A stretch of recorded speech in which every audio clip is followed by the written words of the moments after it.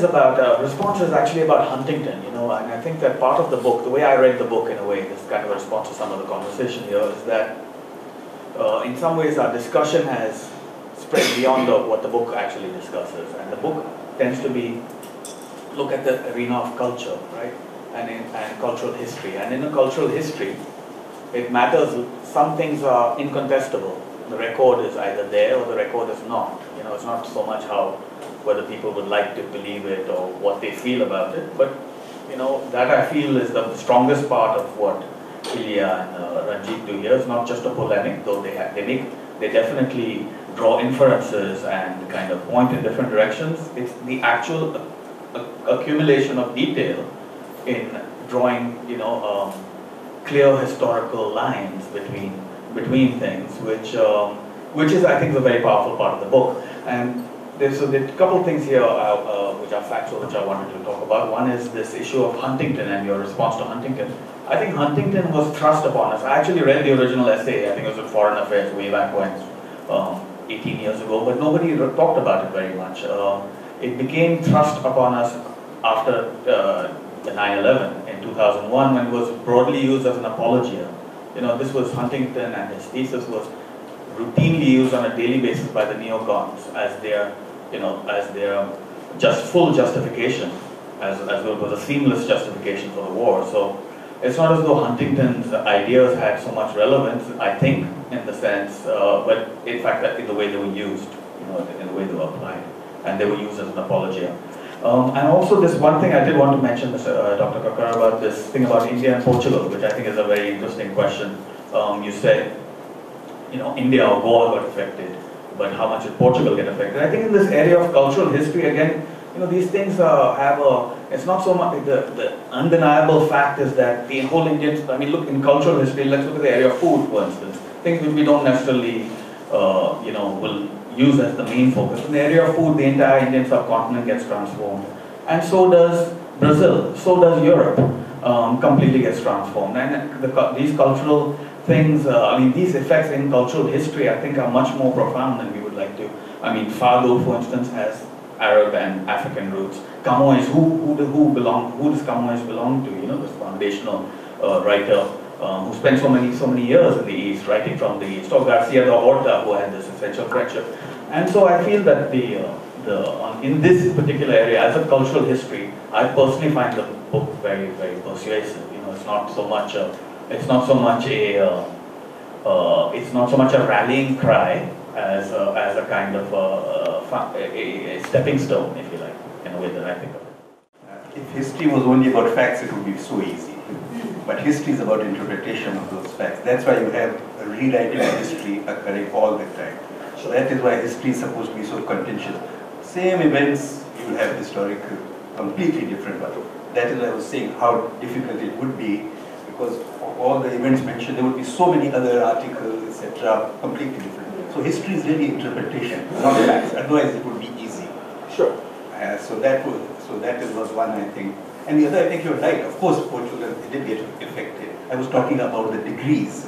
Britain got affected. Yes, they have tikka chicken, but okay, but that's not such a chicken tikka. But that's not such a big thing as the amount they kind of affected us. I mean, we become imitation Englishmen. I haven't seen imitation Indians, British becoming. So the amount of influence is both ways, but the amount, I think, is very much related to the power relations. That was my point.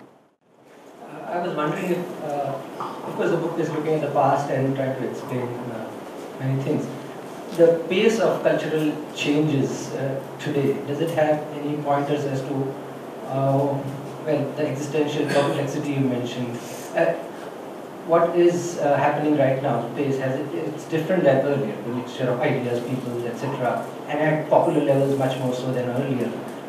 What does it have in store for us as human beings for the future in respect of all these things? In fact, that was the point of the book, that it is being written in the predicament of today. And the urgencies are the urgencies of today. So that's what prompts the revisiting and the retrieval of these alternative and multiple pasts, if you will. As Sudhir correctly said just now, everything hinges on interpretation. So. And the interpretation really depends on where you are located. And you are located today, so you will be as much influenced by what is all around. Every historian is influenced by the time of history he or she is living in. So that is why interpretation becomes different, because the time of history influences the historians. So that's really the book as an act, as a gesture, it's a response to these urgencies. And of course, because we chose a particular, if you will, popular form of writing, there are many academic concerns that are translated into the popular, if you will. But something that doesn't appear in the book is, for instance, our fascination with the sociology of Zygmunt Bauman, who talks of how we live in the times of liquid modernity. It's an amazing account of how today all of us, as subjectivities, as selves, are in a state of meltdown and dissolution and constant remaking. Not just us in this room, but I'm thinking also of children of 7, 8, 9, 10 people. As individuals, they live in gaming environments, for instance, and they transit to other forms of reality. So what kind of account of history or culture does that kind of consciousness have? So these are compelling urgencies. Yeah? And in times of liquid modernity, it is, as Bauman points out, in times of crisis, when you're under threat, you will opt for some kind of neo-tribal instinct. And this is Bauman's phrase, neo-tribalism. Yeah, so we are trapped in this, or shouldn't be, but we find ourselves in this predicament of our between liquid modernity and neo-tribalism. Neither option is brilliant or productive. So it's in that ground of contestation that this book gets written. So I'm glad it is a political book. And yeah, I was really impressed with the fact that at least one of us who's read it, I haven't, sees it as a beautiful and important literary contribution, which is always a relief because it could be just polemical. But the words like liberalism and Sudhir, you use the word reason, and have floated around the room. So would you describe this book as being from a liberal perspective? Because I'm sort of always hoping it just cross a little line and be towards the radical, maybe. Whatever you want to think. It's a 19th century European definition using liberal, radical, then liberal reason, and then you did say post-colonial, and I'm saying liberal, reason, and I'm finding a kind of mismatch. So what should we expect? Because I, of course, want to read it. One of the projects of this book is to move the Enlightenment back to where it really started, in the conversations of Ibn Sina, Ibn Rushd, and others in the Islamic ecumeny. Yeah. So what we think, what we believe to be our inheritance from Voltaire and people actually has an anterior history. You know, it gets rehearsed. Some of these very important concepts are put in play. In the Islamic world, they get eclipsed by an overweening obsession with faith and orthopraxy. But they have a new life. You know, these ideas come into Paris in the 12th century, and they have a new life. And you know, through the works of Pico della Mirandola, for instance, these Averroist ideas, as they were known, then become the foundation of what you've just been talking about, right? Reason, liberalism. So we're looking at the incarnation of intellectual dramas that were played out in a place and time where we don't expect it. So having said that, let me say that the point of saying all this is not only to draw attention to some of what goes on in the book, but also to say that, you know, these definitions depend on who you are in contention with. Again, drawing on what Sudhir has just been talking about, this, if you will, primal drama of the I and the other. Things that to me are liberal in the sense that they speak for a capacious imagination and the possibility of discussion would seem radical to a conservative who believes that this is impermissible, right?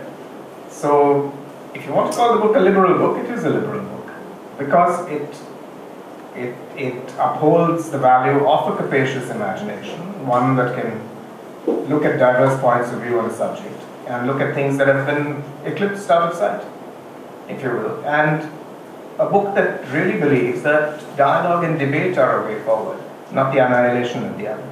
So if that definition works for you. I think I'm also interested to see how liberal is, to me, almost the same as what I call the mystical. Now, the mystical I've used it before, that the summit is that I and you, there's no difference. I and you are exactly the same. But to climb to that summit, you have to go through base camps. And I think the first base camp of that is tolerance. Then the second is compassion, then empathy, and then you can come back. And to me, that is very liberal part. Tolerance, maybe liberals stop at tolerance because all the rest looks very religious. Empathy, compassion, that looks religious, and they stop at tolerance. But I think much more, the old religious mystical in all kind of religions is perhaps the most liberal part which I can see. Just a small note from one of the reviews that appeared on this book by Matt Daniels in the Wall Street Journal, Mint. For all their erudition, Hoskote and Trozhanov lack the killer instinct of the ideologues they critique. Polemics occupy a relatively small section of the book, but in its final part, Confluences, broad-mindedness begins to curdle. Declining to assert an unassailable high ground for liberalism, the authors instead resort to sarcasm. Their equivocal tactics issue not from faint-heartedness, but rather a flaw, some may say a feature, endemic to left-world views or to open epistemologies of systematic doubt, a concept they owe to Rushdie. So perhaps Ranjit could tell us more about this built-in systematic doubt, question everything, even question whatever you have just said. I agree only partly with that, but I agree with what Matt says about the absence of, or the fact that polemic is not our major concern in the book. And that is true. I mean, what is the etymology of polemic? It comes from polemos, which is war, right? So I'm not very interested in polemics, neither is Ilya at this level. I mean, you can do that at a pamphleteering level. But if you're looking at something a little more seriously, then the only project can be, and I draw here on recent, the last 300 years of church history. I mean, our project would be, our project is much more one of ironics. Something that is premised on peace, or the possibility of an ecumenical understanding. Ironics, not ironic, but ironic is more our preoccupation. Based on irene, as in peace. Yeah, so that is much more perspective and a position that we work from. The Bishop Irenaeus who brought together synod. Yeah, but also debates of the last 250 odd years where you're not aiming to destroy another denomination, or you don't use the model of orthodoxy and heresy.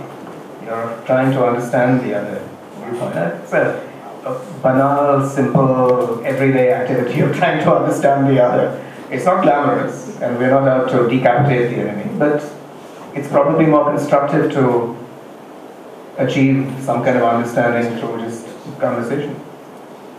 And for me, it would go against the basic liberal premise of tolerance. If you cannot tolerate the other one, if you have to destroy them, then I think you're not a liberal at all. So it will go against the basic of that. I like that reviewers, some would claim at the end of feature. Yeah, I love those reviewers who say some would quote others because that is what you really want to say and you don't want to say to yourself. So you always quote with approval. Please note that. Anyone who quotes, you are quoting with approval.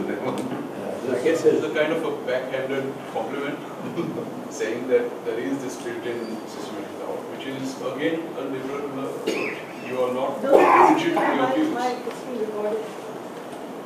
You're not rigid in your approach. You also throw the field open to questioning of the very ground that you stand on. And I think Ranjit answers that in the word that he has just spoken. Confluences succeeds in demonstrating that the antagonism of Islam and the West originates in a specious distinction. Culture, writes Hoskote and Trozhanov, is that part of human experience and expression which cannot be co-opted into the banality of polar confrontation. Those are very beautiful words. Culture is something much more sacred and higher and glorious, as Dr. Kakar would say, to the summit of mysticism, and it cannot be just trivialized with very banal confrontation. The problem is, except it can be.